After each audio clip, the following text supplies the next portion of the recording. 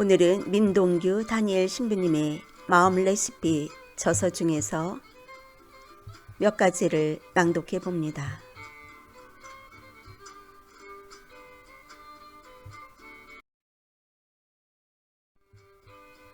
그런 날이 있습니다. 제가 사는 이곳은 시골입니다. 집 뒤는 바로 산입니다. 1분만 걸어가면 바다입니다. 그래서 집에 벌레가 많이 들어옵니다.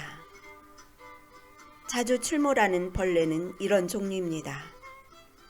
돈벌레, 거미, 나방, 진해, 콩벌레, 말벌. 살다 보니 유독 벌레가 많이 들어오는 날이 있다는 것도 알게 되었습니다. 어떤 날 어떻게 많이 들어오는지는 모르지만 그런 날이 있습니다. 우리 삶에도 그런 날이 있습니다. 왜 하필이면 꼭 힘든 일들이 뭉쳐서 그리고 연이어 벌어지는지는 잘 모르지만 그런 날이 있습니다. 그냥 그런 날이 있습니다. 그런 날은 그냥 그런 날입니다. 그런 날이 있다는 것은 그렇지 않은 날도 있다는 뜻이니까요. 벌레가 많이 나오는 날은 그냥 그런 날이고, 벌레가 많이 나오지 않는 날도 그냥 그런 날이니까요. 너무 신경 쓰지 마세요. 그냥 그런 날입니다. 그냥 그런 날에도 유유히 앞으로 나아가세요. 자유롭게, 그리고 대수롭지 않게요.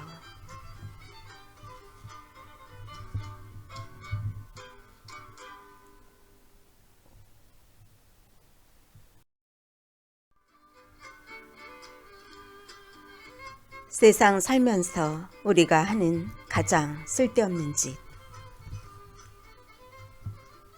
해는 떠서 낮에 걸터 앉아 있습니다. 달은 떠서 밤에 걸터 앉아 있습니다. 낮이 지나서 밤이 오면 해는 달에게 자리를 내어줍니다. 밤이 지나 낮이 오면 달은 해에게 자리를 내어줍니다. 그들은 서로를 비교하는 법이 없습니다. 그들은 모두 각자의 시간에 빛나고 있습니다. 다른 사람과 나 자신을 비교하지 마십시오.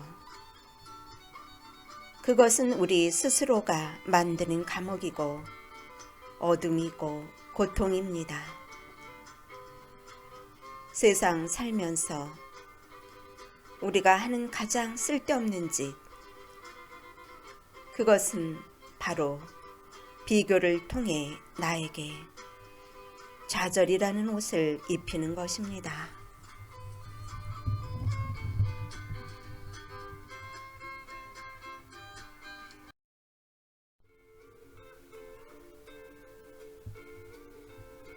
잔잔한 마음 만들기.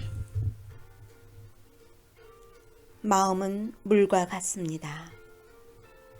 마음의 물이 탁할 때에는 그 안에 있는 것들이 잘 보이지 않습니다.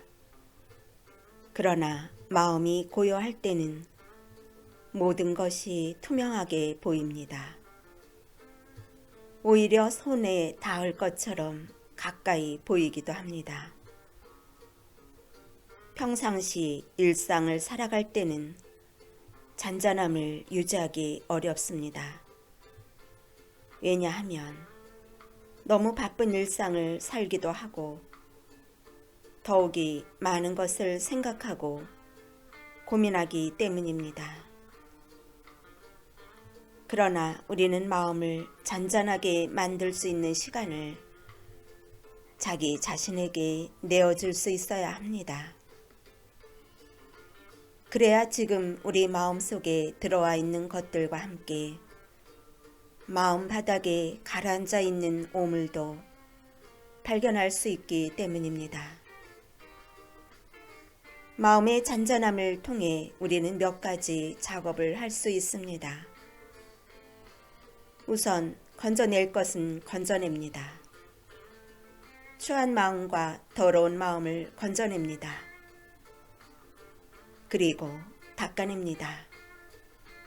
나쁜 습관 때문에 마음에 붙어있는 오물과 이끼 따위를 닦아냅니다. 이러한 마음 작업은 잔잔함을 통해서만 얻을 수 있습니다. 물과 같은 우리 마음을 가끔은 잔잔하게 만들어 주세요. 그리고 그곳을 깨끗이 만들어 주세요.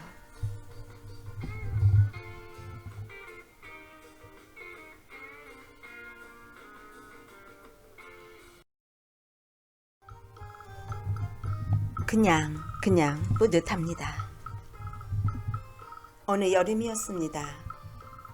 책상에 앉아 여러 권의 책들을 쌓아놓고 무엇을 읽을지 고민하고 있을 때 파리 한 마리가 나타났습니다.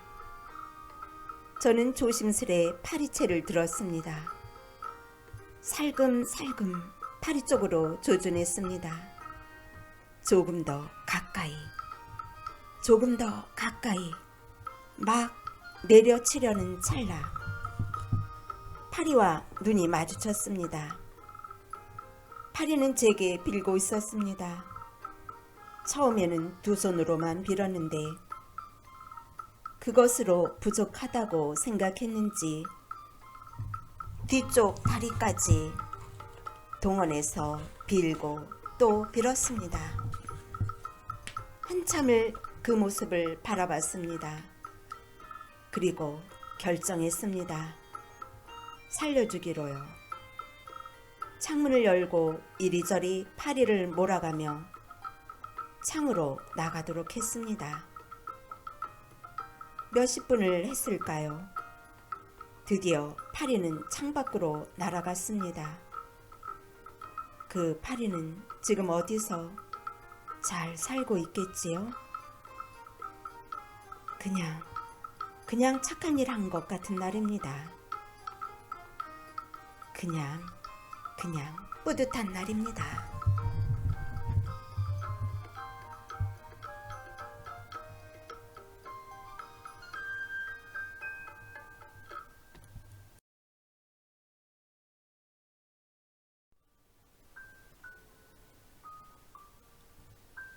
외로움은 어떻게 해야 하나요? 외로움은 왜 우리에게 다가오는 걸까요? 주변에 친구가 없는 것도 아닌데, 우리 옆에 가족이 없는 것도 아닌데, 그런데도 외로움은 원하지 않는 불청객처럼 노크도 없이 우리 마음에 찾아듭니다. 외국에 머물 때 들었던 어떤 신부님의 강의 중에 이런 내용이 있었습니다. 외로움을 밀어내고 싶으신가요?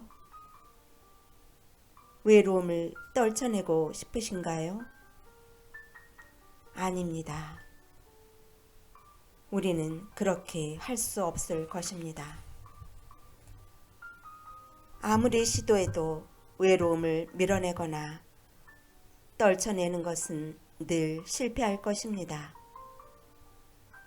왜냐하면 외로움은 인간의 그림자이기 때문입니다. 즉, 친구가 많아도 곁에 가족이 있어도 외로움은 늘 우리 마음 한쪽에 자리하고 있습니다. 그러니 우리 안에 있는 외로움을 외면하지 마십시오. 오히려 외로움을 어떻게 대할지, 외로움과 내가 어떻게 지내야 할지 그것을 고민해야 합니다. 외로움을 어떻게 안아줄지 그 방법을 찾아야 합니다. 외로움은 오늘도 우리와 함께 살아갑니다. 외로움이 오늘도 우리 마음을 녹한다면 살며시 문을 열고 배시시 웃으며 살짝 내가 먼저 외로운 나를 안아주세요. 내 따스함으로 나의 외로움을 안아주세요.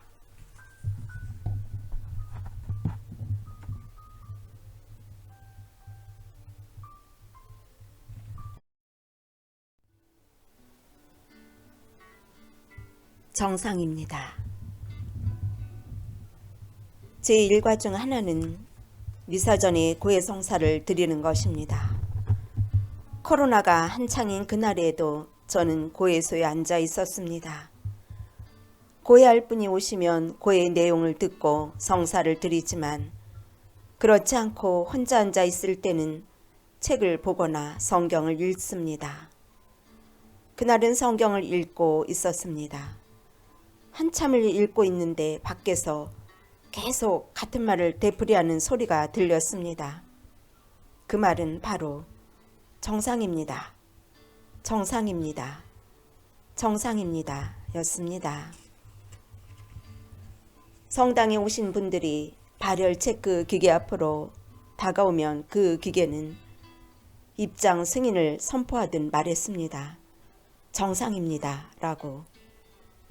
사실 모든 사람의 체온은 다 다릅니다. 그래서 너무 낮지 않고 너무 높지 않으면 정상이라고 이야기해 줍니다. 언제부터 우리가 건물이나 성당에 들어갈 때 기계의 허락을 받아야만 했는지요. 코로나가 만든 진풍경이었습니다. 만약 그 발열 체크 기계가 비정상입니다 라고 한다면 성당에 들어갈 수 없겠지요. 이런 생각을 하며 피식 웃고 있는데 문득 이런 생각이 들었습니다. 맞아요. 우리는 모두 정상입니다. 삶을 살다 보면 우리는 서로에게 손가락질할지 모릅니다. 우리가 알지 못했던 남의 모습을 알게 되거나 마주하게 되면 스스로 깨끗하고 고결한 척하며 그들을 더럽다고 비웃고 심지어는 사람을 버리기도 합니다. 물론 그 반대로 나도 누군가로부터 실망했다는 이유로 버려진 기억이 있을지도 모릅니다. 그들이 더러우면 얼마나 더럽고 또 우리가 깨끗하면 얼마나 깨끗하겠습니까? 하느님 앞에 모든 이들은 죄인이고 실수투성이 사고뭉치인데 말입니다. 그래서 우리는 모두 그분 앞에 정상입니다. 우리는 실수하는 인간이기에 우리는 모두 정상입니다. 지금 이 글을 읽고 있는 당신도 정상입니다. 잘못도 하고 실수도 하지만 그렇다고 정상에서 벗어난 것은 아닙니다. 저는 어쩌면 자신에게 이렇게 이야기해주고 싶었는지도 모르겠습니다. 야, 너도 정상이야.